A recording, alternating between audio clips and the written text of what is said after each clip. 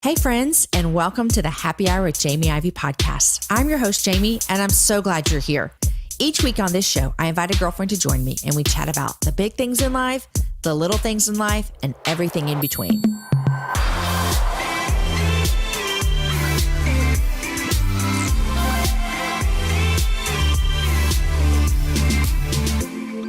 Guys, today's show is brought to you by Build-A-Bear. Make birthday memories that will last a lifetime at Build-A-Bear Workshop. During their birthday month, kids get to count their candles before making their own birthday treat bear. The birthday treat bear is made just for birthdays and only costs as much as the age you're celebrating. So if your child is turning 5, that birthday treat bear only costs $5. Visit buildabear.com to become a bonus club member for free and learn more about all the fun ways to celebrate birthdays at Build-A-Bear Workshop. Hey friends, today you are listening to episode number 215. Today my guest is Dorena Williamson, and her husband live in Nashville, Tennessee, where he's a pastor and used to be a rapper. Yes, you heard me say that right. They're leading a multicultural church in a Civil War rich community. I loved our conversation today about cultivating faithfulness in the midst of shadows, how God's call is still there, even when it feels like it's not.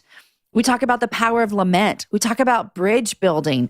We talk about people saying, hey, I don't see color. I'm colorblind. Dorena brings so much sweet, beautiful, gracious insight into our conversation today. She's a children's book author, and I love the books she's putting out. You're going to hear us talk about them in the show today. Friends, I want to remind you that this past year, I released my first book, If You Only Knew, my unlikely, unavoidable story of becoming free. I hope you've had a chance to read it. If you haven't, I'd love to encourage you to pick up a copy. Head to your library, check out a copy. You can get it in audiobook. You can get it as a Kindle. You can get it on Amazon and it'll be shipped to your house in 2 days. I wrote this book for all of us who have ever walked through times in our life where we felt shame, where we felt not enough. I often wondered, if people knew my whole story, what would they think? And what I found out is that when we proclaim the mess of our lives, we actually proclaim the grace of God. So I'd love for you to join us in reading it. You can get it anywhere books are sold. Okay, friends, here is my conversation with Dorena. Welcome to the Happy Hour. Thank you so much for having me, Jamie. Okay, introduce yourself to my listener. I am married to Chris, Marvel comic collector / former rapper / amazing pastor. Former rapper. Like what like in the past life, or he's still that's what got us to sometimes? Nashville. He doesn't rap now. He could, I'm sure. I mean, once a rapper, always a rapper. Yeah. He that's what got us to Nashville, actually. We met in college. He was a part of a rap group, and they got a record contract, and we moved to Nashville to further that career. And instead, they lost a record contract. And a few years later, we started a multiracial church. That's like the craziest started a church story. Yeah. Was he have y'all been believers? You grew up in a Christian home. You've been loving Jesus your whole life. I grew up in a Christian home, loving Jesus. You know, fell in love with Jesus as a young child, pastor's kid. Okay. He grew up in a religious home. Became a believer in high school, but really didn't start walking with God until college, and then got called to preach. You know?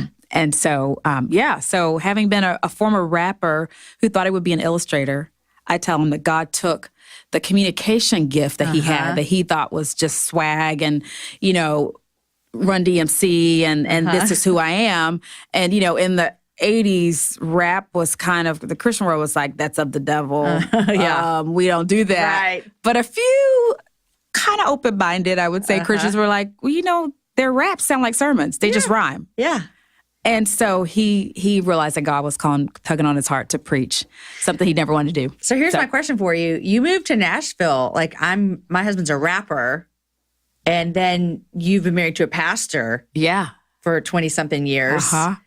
Was that an adjustment? Like you grew up as a pastor's kid. Yes. And sometimes people grow up as pastor kids. They're like, I don't want anything to do with being a pastor's wife again. Was that a thing for you? You know what? Fortunately, I had a good PK experience. My dad made sure that we knew and felt that we were more important than the church. So, he was, and he's still pastoring. So I didn't go into marriage. I tell people I didn't sign up knowing Chris will become a pastor because he didn't aspire to it. So it just wasn't a subject. He knew he would be in ministry, but he thought it would be like a youth pastor, and I was like, I'm cool with that because I saw the gift that was in him, and he wanted me. We both wanted each other to flourish in the gifts that God gave us. We just had no way of knowing it would be pastoring, and he absolutely never, ever, ever wanted to start a church, ever. And God was like, okay, so what I'm going to do is bring y'all to Nashville because your record company's here after he finished his college and seminary. I'm going to bring y'all here, and you're going to think it's because your record company's here, and now you're ready to travel and be famous and be a big Christian rapper. And instead, I'm going to cancel that contract because that's not really what I have long term for you. But I got you to Nashville. I got you to Nashville, and I'm going to open your eyes to what I'm doing here in this Civil War rich town where the lines are drawn between black and white and history. And I'm going to start something new that's never been done in Franklin, and that is a multiracial church. And so it was quite a journey. But we saw what God was doing, just like Henry Blackaby says in that beautiful book, Experiencing God. You find out where God is at work and you join Him, and that's really what we did. We just tried to find a way to be faithful and serve as a young married couple, and as we did that, God started doing something really beautiful. We said we just want to be a part of that. What year did y'all start the church? In 1995. Okay. Oh yeah.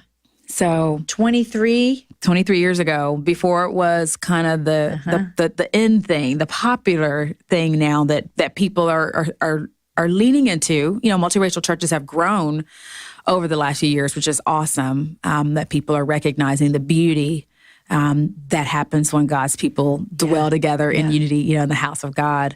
But it's been a good work. That's good. That's good. And it leads me, when you said that you didn't know, Chris had this idea and you guys thought this is where you're going to go. And God's like, hey, here's actually what we're going to do. And all this work that I've been doing in you and through you is actually for what I have your purpose to be. Yeah. I know that's a little bit of your story as well. Absolutely. Of just feeling as though, God, you've been doing things in me and I've been faithful, even though it hasn't always felt right. And then now you're kind of on the other side. So you can look back and say, here's where I saw you doing that. Let's talk about that for a second. How does that feel for you? Yes, that's really a great way to coin it. Not just Chris's story, but even my own story of being a mom and discipling young girls. As a young mom, I discipled teen moms, and in the church that we were at before we started Strong Tower, I had some opportunities to lead worship with people who became dear friends, Todd Smith, the husband of Angie Smith, and Natalie Grant and Nicole Mullen, just people who God has used in amazing ways. 24 years ago, we were just all in community in Franklin, and they were willing to, help launch and for a season be a part of this new thing. And I was just along for the ride, just doing the things that God called me to do, and you're raising kids, leading worship, and had no way of knowing that God would take my multicultural church upbringing and would take my love of reading and my passion for representation for my kids and use the years of multicultural church ministry. Some of those years, which I felt were sort of, what am I doing? Am I just wasting time? I could have gone and gotten a career for myself. I could have gone and become a whatever, gotten a master's degree and done whatever. And that's not the path that God had for me. In the last few years, He's shown, I'm taking all those experiences that you had, and I am preparing seed for the next generation. And I'm going to use these years that you just were cultivating faithfulness, So you're on the other side. Yeah. There are people listening that are in the middle. Yes. What? Because it's hard to when you're on the other side, you're like, no, stay faithful, stay strong, persevere, you can do it. But then when you're in it, you're like, but you're already on the other side. That's easy for you to say. What do you say to the woman in the thick where she's like, does this matter?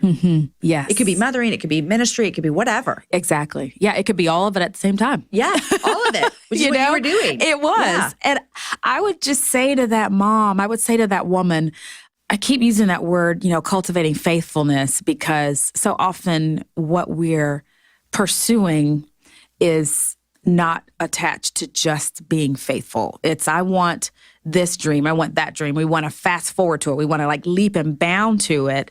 But the way through it is the same route that the heroes of our faith took. We all want to have faith. We want to be great women of faith, but do we really want the road that Sarah had to walk? Do we want the road that Ruth had to walk, that Bathsheba had to walk, that these people who, these women in Jesus' lineage and these heroes that we look up to, Abraham, the father of our faith, but look what he had to walk through. And so own that. I think if someone had told me, you're going to walk through some very dark seasons, it's not always going to be platform pretty. It's not always going to be, God is able, let me just declare. Sometimes it's just going to be, God, I don't understand. Right. Like, I felt like you called me to do blank, and I'm not seeing it. And in those dark moments, know that God's call is still sure, but you're walking this part of the journey. And trust him and ask him. There are times you have to ask him, God, just renew my vision of faith, because my vision is low right now. I'm looking around me and the pruning doesn't look pretty. Yeah. It's looking like what's going on. Yeah. But the time after the pruning that's not the glory time. The glory time is when the fruit and the flowers are bursting with color and everyone goes, how beautiful that is. But to get there, somebody's got to plant the seed, and then it's got to be faithfully watered, and then you've got to prune, and then you've got to keep cultivating and waiting. Yeah. And so if you're in those seasons, know that life is all about those seasons. Once the fruit comes, then you start the cycle all over again. Totally. I mean, none of it's in vain. Right. Don't compare your season to someone else's. Yeah. Don't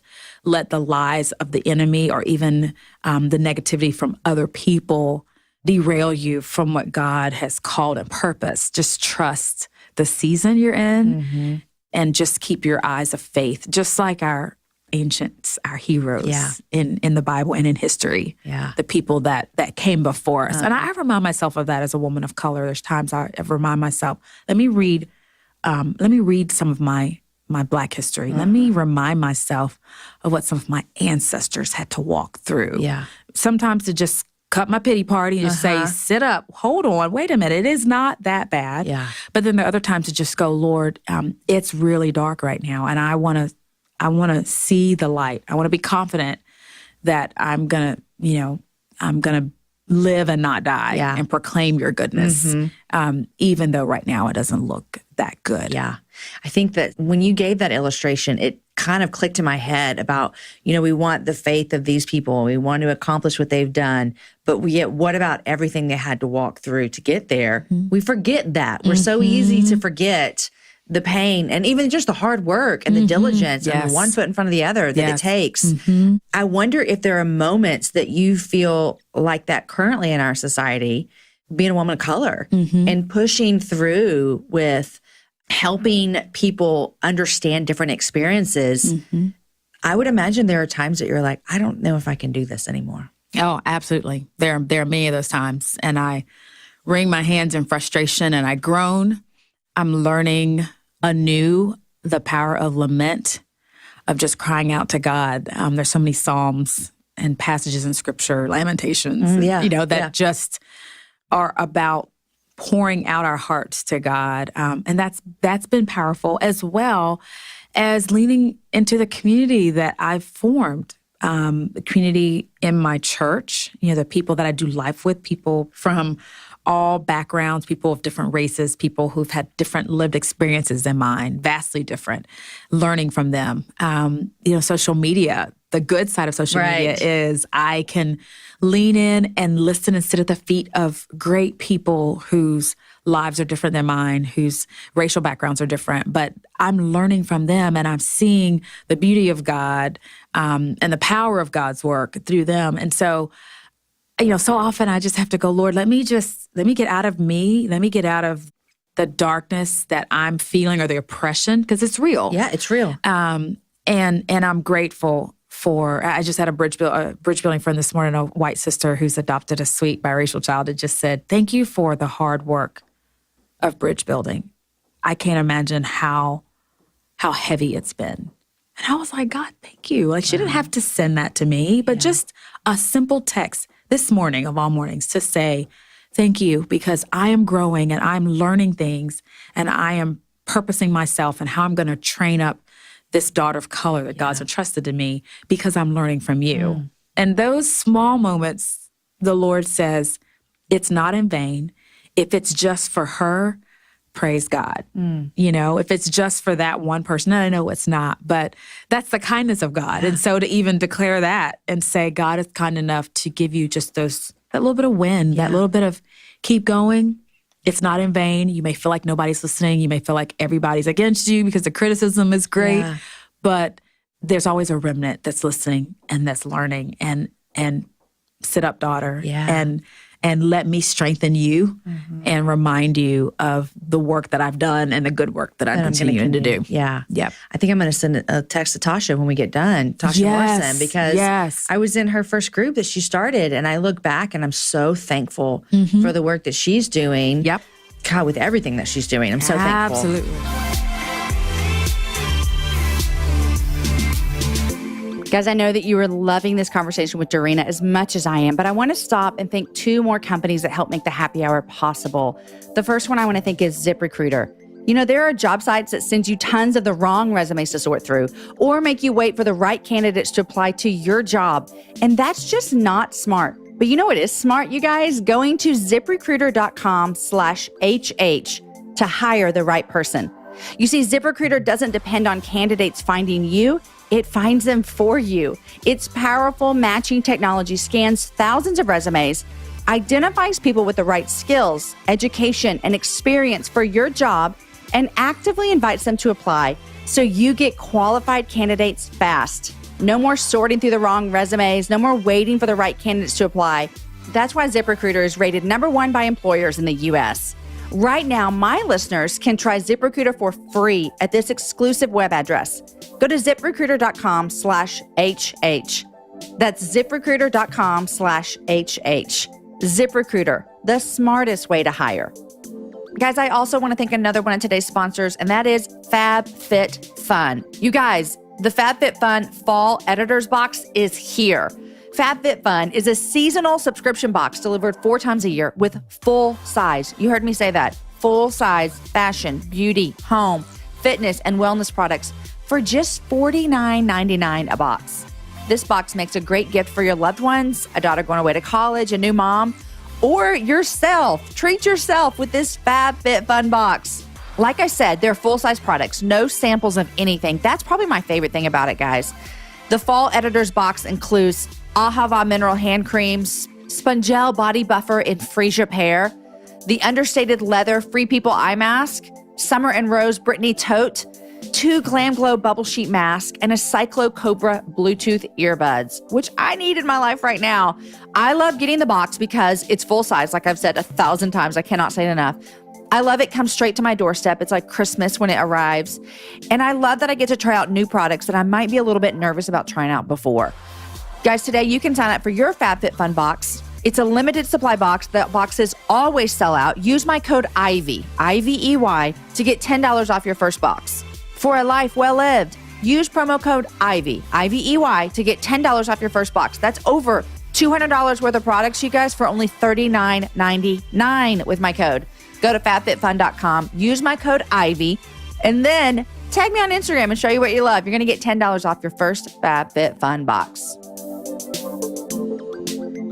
You know, that kind of wants me to ask you about your children's books that you've written, because they have representation of all kids who look different. And one of the things that I know you hear often, and I hear often, and is something that we can talk about, is a lot of people will say, well, I am colorblind. I don't see color.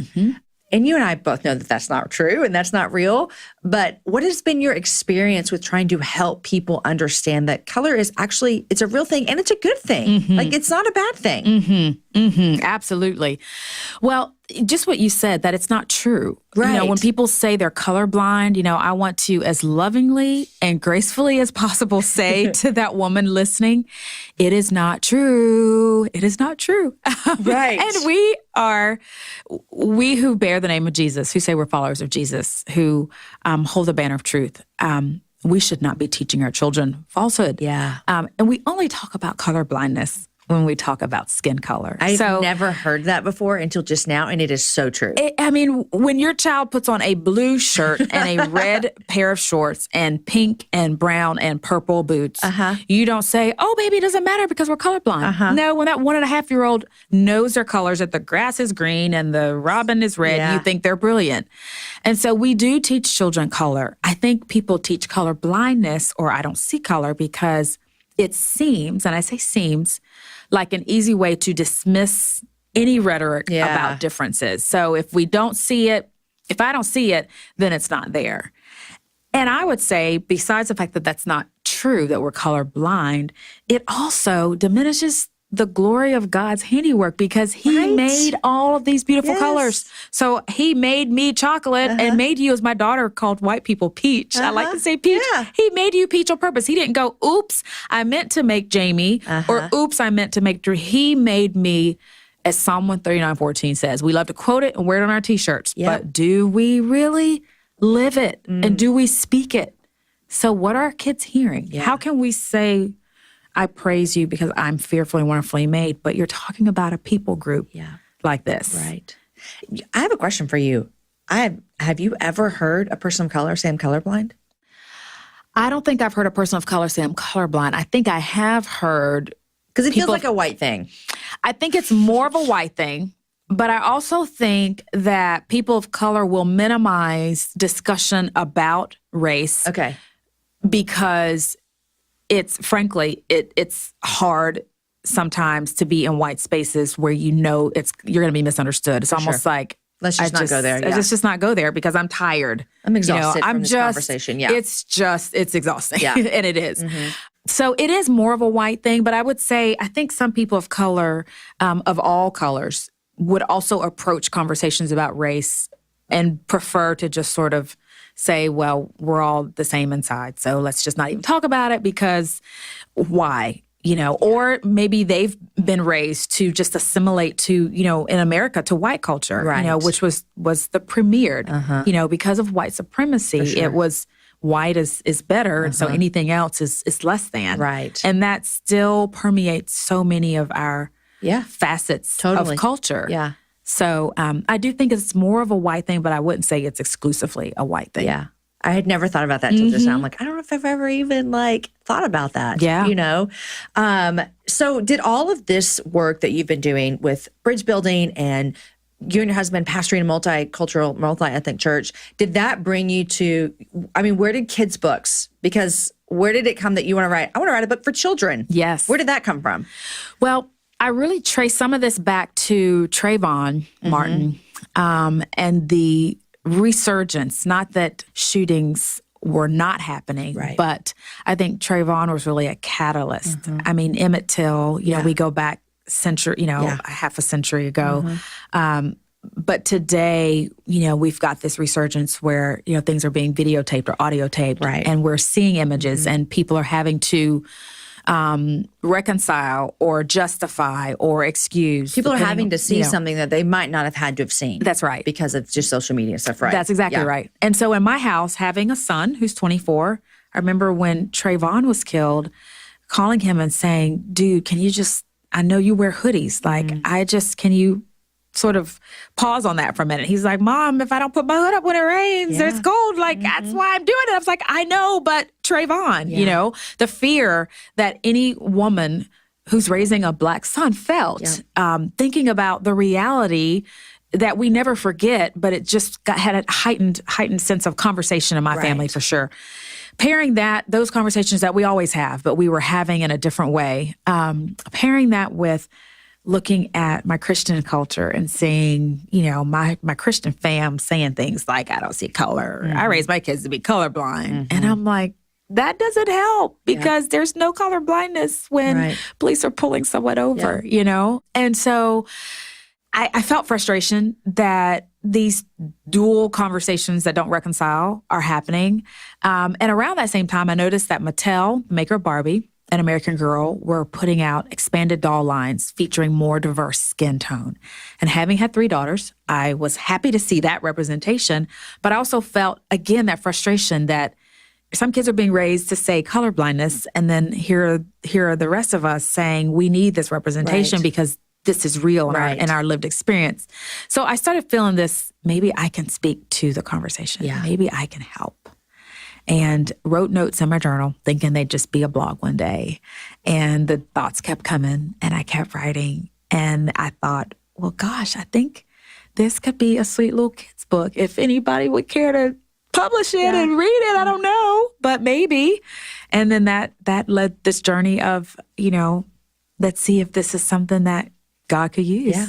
And he does. And he does. Oh and he has. Yeah. I mean, every time I look at it, I'm just amazed again that here it is. And the feedback from parents with kids of all races, white kids, mixed race kids, kids of color, the joy of those children having representation, meeting little girls named Imani. One of the girls in the book's named Imani. And everywhere I've read, I've had a girl say, my name is Imani, just like the girl in the book. Or, brown kids saying, she looks like me or he looks like me, touching the book. And just the joy of knowing that our Christian kids who are being raised both in homes with no faith, but especially our kids of faith are having their values, but also having the representation of the glory of God in the same book.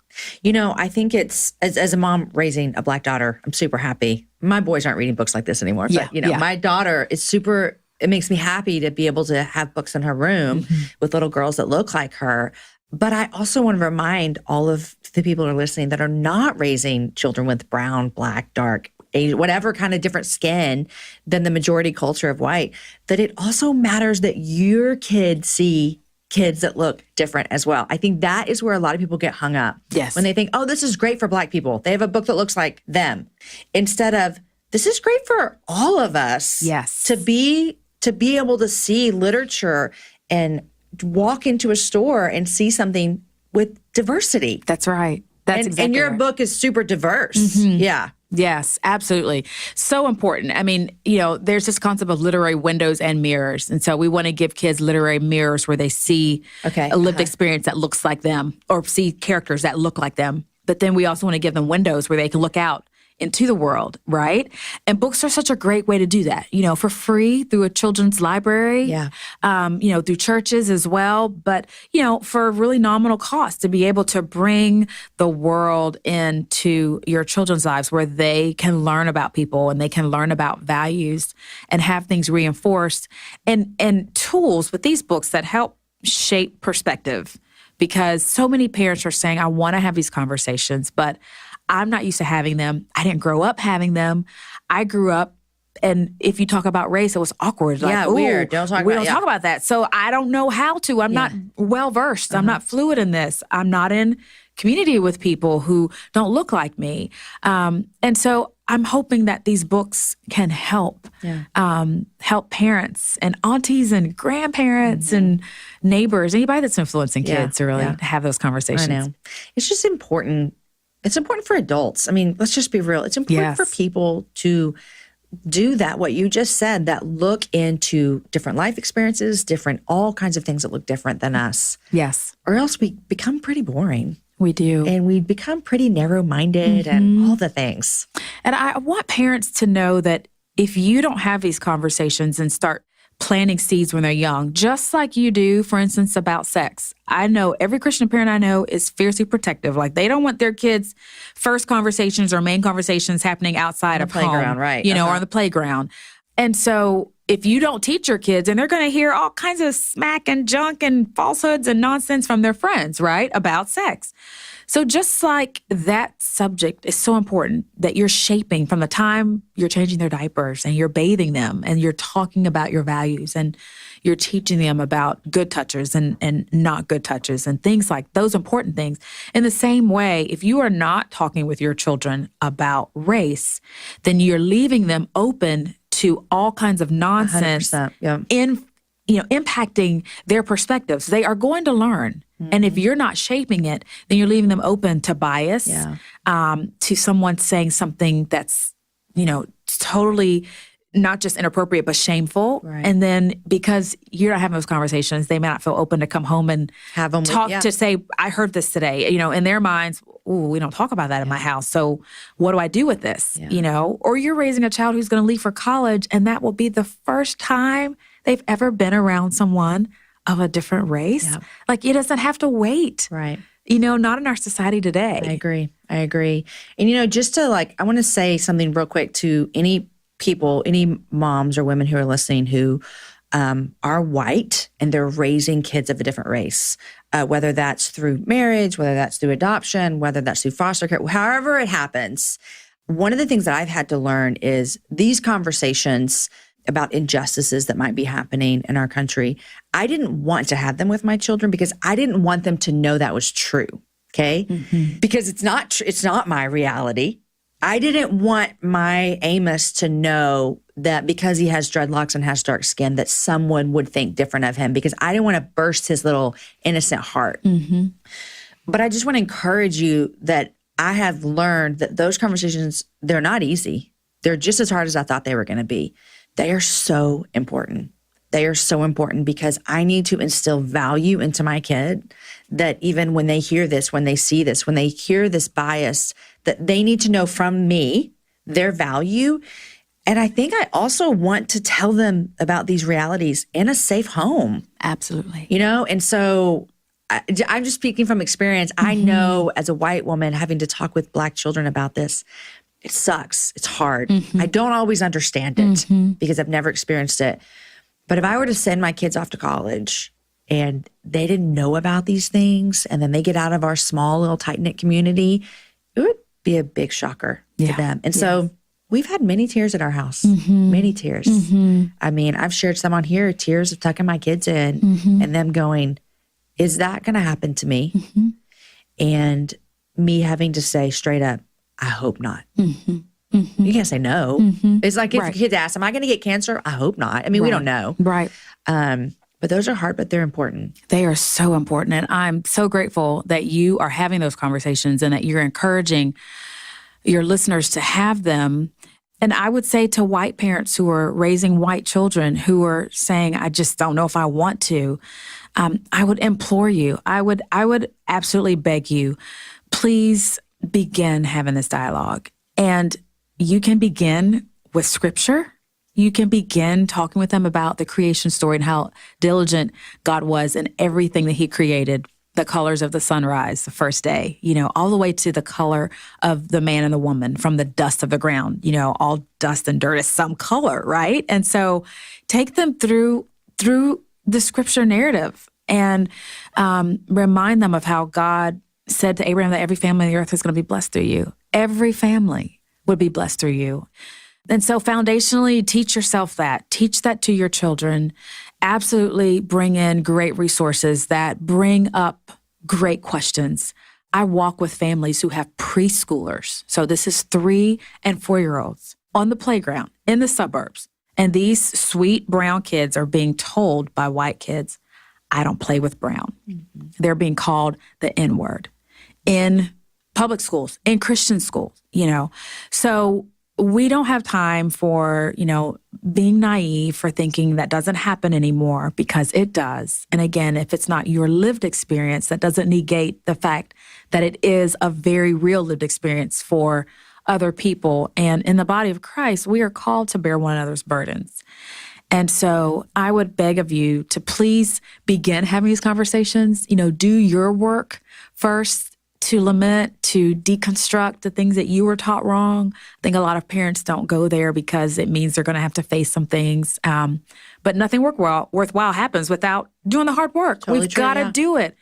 So, please do it. Yeah. My books are, I hope, a great resource and tool to help open up dialogue, invite open-ended questions, and, begin to do some things that will absolutely change your family and will absolutely help you lean into the beauty of God's diverse kingdom that's always been, and that you are invited to join the table. Join this. And it is hard work. I mean, as someone who values this, because I have family members who are part of the minority culture, I still am having to face racial bias in my own life. Yeah. Still, even though I I work hard at this. And so just to encourage you as well, when you come up against a wall in your gut, you think, I didn't know I thought that. I didn't know I was taught that.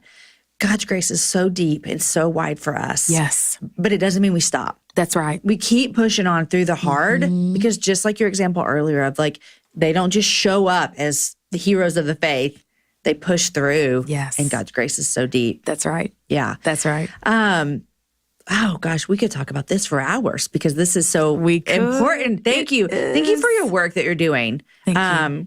If anyone is thinking that you're listening, you're like, okay, I need this in my life. I'm going to put some stuff up, some resources in the show notes. So check that out.